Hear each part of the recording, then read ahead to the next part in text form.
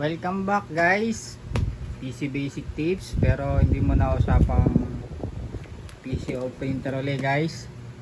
Usapang resin na naman tayo. Ito yung kalay nung una natin na unbox na Lupi saka Lo. Ito yung huling kalay niya, si Kid. Bali tatlo sila guys na magkakalain. Puro Sook Factory. Tapos may malaking base. Malaking base sila sama-sama. Kaya ngayon ito naman na i-unbox natin si Kid na Sook Factory ang kanyang line. Tara guys, follow muna pala kayo guys sa aming Facebook page TG1 Authentic Toys. Ayan, flash natin amin yan, nagla-live kami dyan. Kaya guys, simulan na natin pag-unbox. Tapos buuin na rin natin itong Sook Factory Kid na resin. Let's go guys.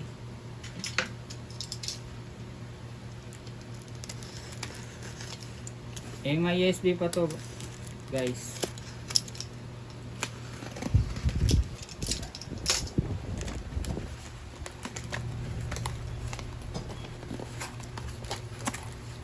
Okay, brown box, card box.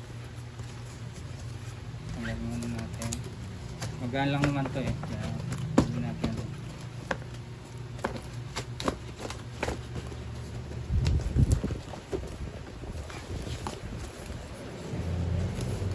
Kid. Ganda ng art box niya guys. Para magkakamukha rin sila ng mga nauna natin na unbox.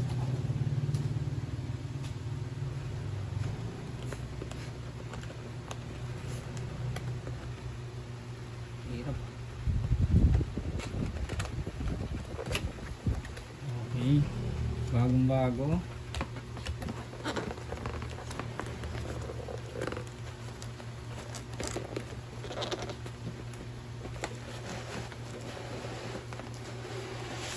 Okay. Siyempre, meron naman siyang card, guys. May card si Kid. Sayang kung naging si ano sana to, si Sabo, ASL sana. Pero okay lang. Maganda rin naman to si Kid. Ito yung kanyang card. Sabi muna natin ang kanyang card. Buksan natin.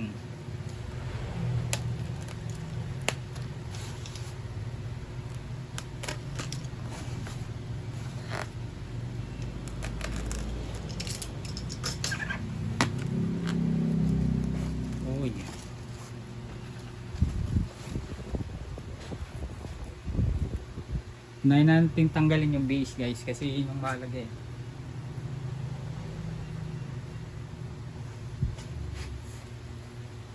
Saan ba yung base nya?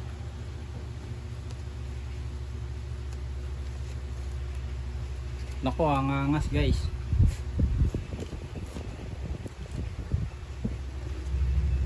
Base muna. Sa base muna tayo guys.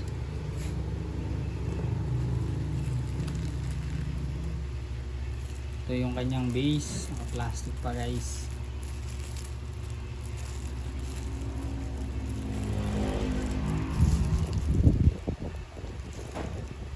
Ang angas. Bawa na natin base.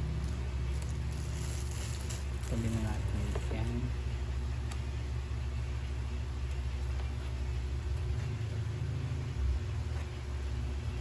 Tapos ayun si Kid guys.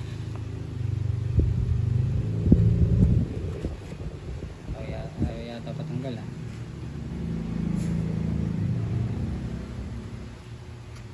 Tandaan lang natin baka ma-damage pa. MISB.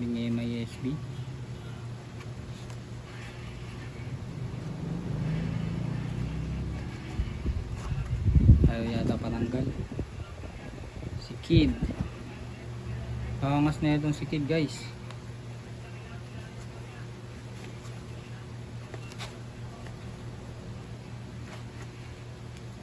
Ayaw pa hugot.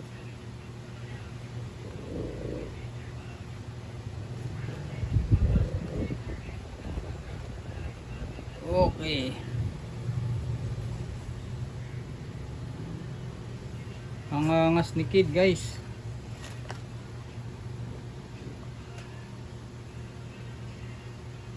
Angas. brand new.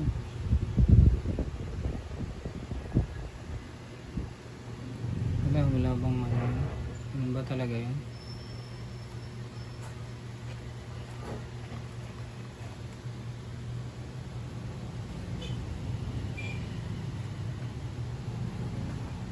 Yun lang guys.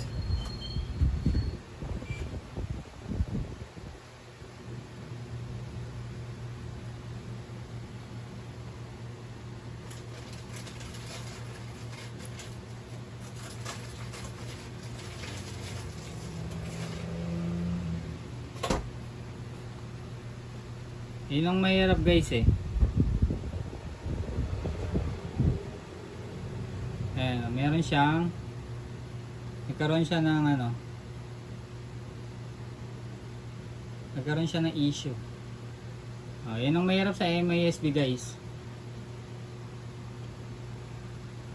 Kaya pag meron kayong mga resin na MISB guys, i-ano nyo na, i-BIB nyo na para makita nyo, diba? Paano yun kung binenta ko na? Sinabi ko MISB tapos may damage. Bababa pa yung value. Kaya, pero okay lang yan. Yan. Tabi muna natin. Dahil pa yung balahibo. Okay lang yan, okay lang yan. Lagay muna natin sa base guys.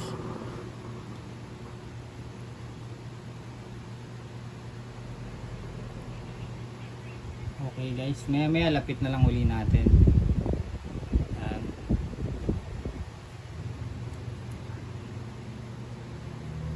Ang angas. Sayang nagka-issue siya.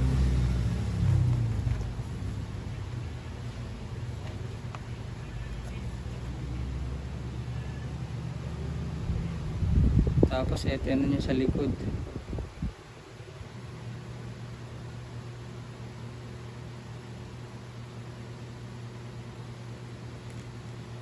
Yan.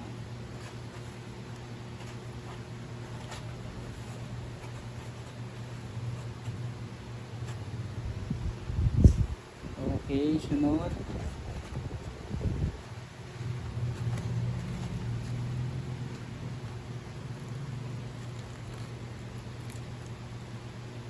Ito yung mga effects nya, may mga effects pa. Pero wag na natin pabig siguro effects. Ito yung mga effects nya. Search ko muna sa Google kung paano kinakabit para hindi tumagal yung ating video. At least na-unbox natin siya at nabuo natin ng konti. Tapos nalaman natin na may issue pala siya. Sayang pero okay lang yan, okay lang. Balik mo na dito.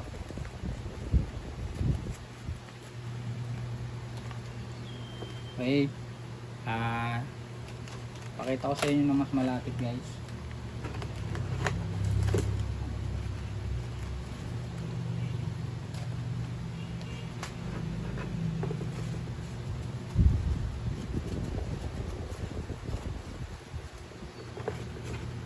Balik mo na to.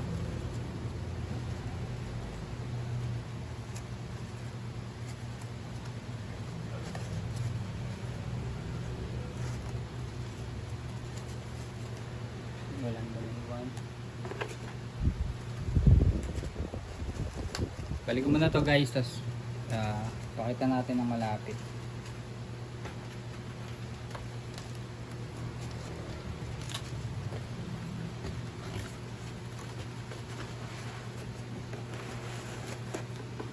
Okay.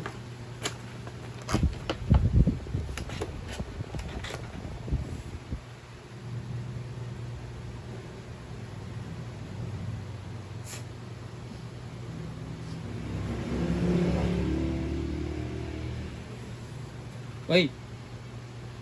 Parang maano nadidiskrasya pa. Okay guys, lapit muna natin ang ayos.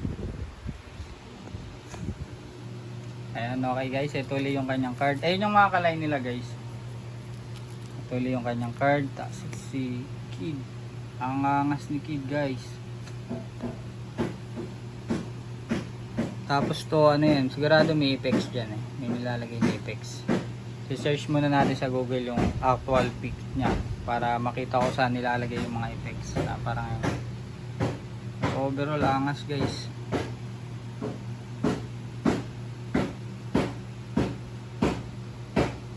Okay. Lupit. Kaya tapos gagawan pa natin ng i-unbox din natin yung pinaka base nila guys. Napakalaki ng base nila. Kaya susunod gagawa natin ng video. Okay, ere yung naging issue niya. Ay nakita niyo naman eh may ASB pero may issue. Pero normal lang yun sa mga ASB. Kaya kung may mga resin kayo may ASB guys, bago nyo ibenta o i-BIB nyo na para siguradong di magkaka-issue pag dumating sa may-ari. Yan, parang yan no? Pero okay lang yan. Okay guys, maraming salamat.